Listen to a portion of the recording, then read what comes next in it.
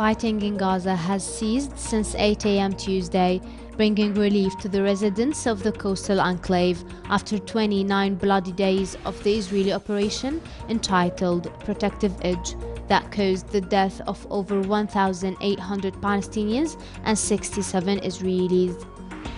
In the third and last day of the 72-hour ceasefire, Palestinians are lining up in front of bakeries and shops, trying to stock up as many food supplies as they can, fearing that continued fighting could bring them back to the same curfew conditions they experienced during the operation.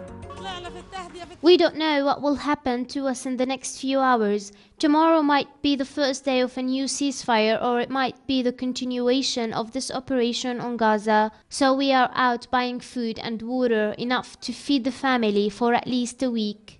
Israel and Hamas appeared at odds on Thursday over extending a 72-hour Gaza ceasefire, with Israel indicating it will be an unconditional extension, but Hamas denying any agreement. Egyptian mediators have intensified efforts to extend the truce after it expires Friday at 8 a.m., shuttling between Israeli and Palestinian delegations in Cairo. Well, actually, we see after 30 days of this war on Gazans that the Israelis accepted what the Palestinian resistance asked for, especially in this 72 hours truce. They pulled out all their tanks from the Palestinian lands, and there is actually a big political negotiations in Egypt with a united Palestinian factions demands. We hope that they will get our rights, because we're not talking about demands and conditions, we're talking about rights. Whenever we're talking about normal life in Gaza, lifting the siege, opening the borders, and they should accept whatever we need, or wherever we don't have anything to lose, and we're going to continue to resist and this occupation and to defend our people. The Palestinian delegation has demanded an end to the siege of Gaza, the construction of a seaport and airport, the release of detainees who were rearrested, and the creation of a safe passage between the West Bank and the Gaza Strip.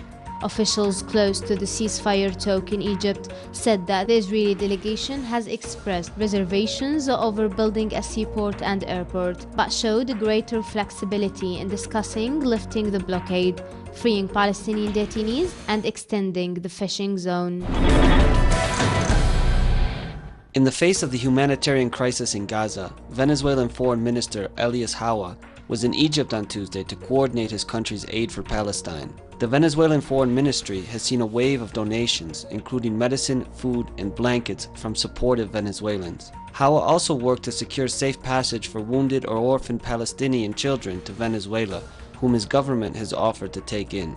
On Wednesday, Ecuador's President Rafael Correa announced his cancellation of a previously planned visit to Israel, accusing the Israeli government of committing genocide against civilians in Gaza.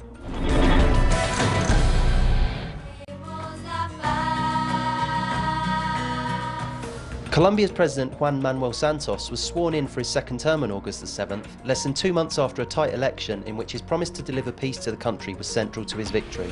Addressing a crowd that included many of the region's presidents and the King of Spain, he quickly affirmed his commitment to the ongoing peace process with the Revolutionary Armed Forces of Colombia. The time has arrived for Colombia.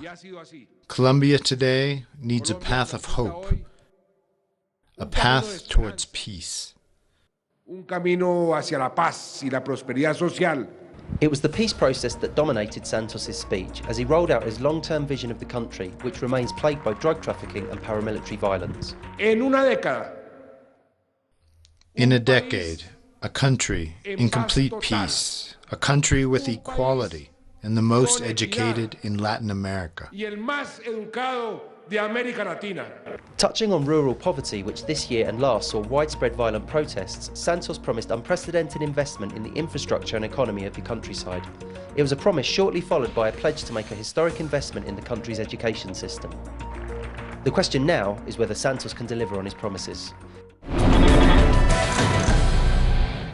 Russia responded on Wednesday to sanctions imposed by the United States and EU for its alleged meddling in Ukraine. In retaliation for the sanctions, Russian Prime Minister Dmitry Medvedev released a list of prohibited European and North American agricultural products and suggested the possibility of banning European airlines from flying over Siberia on their way to Asia.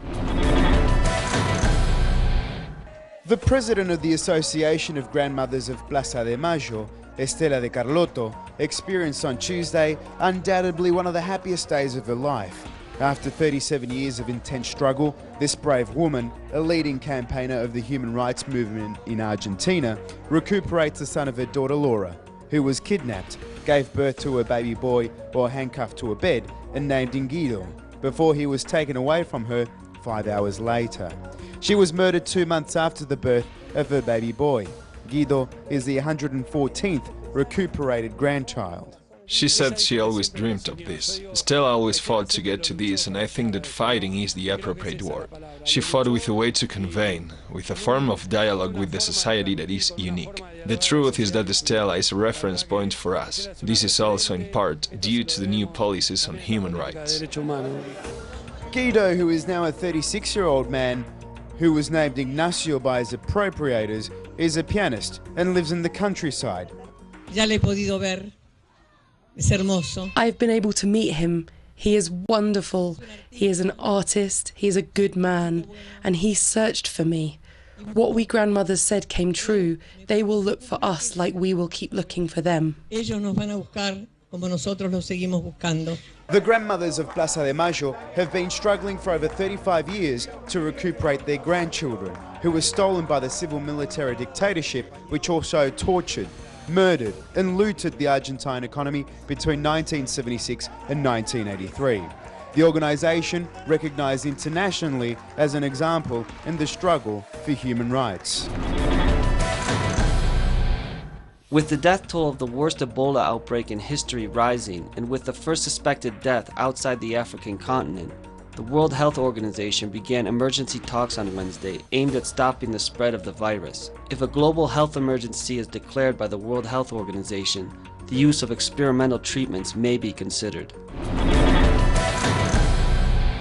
The death toll of an earthquake that hit southwest China on Sunday has risen to at least 175. The earthquake occurred in the Yunnan province's Zhaotong prefecture, one of China's poorest regions. Buildings have been leveled, and some areas are without power.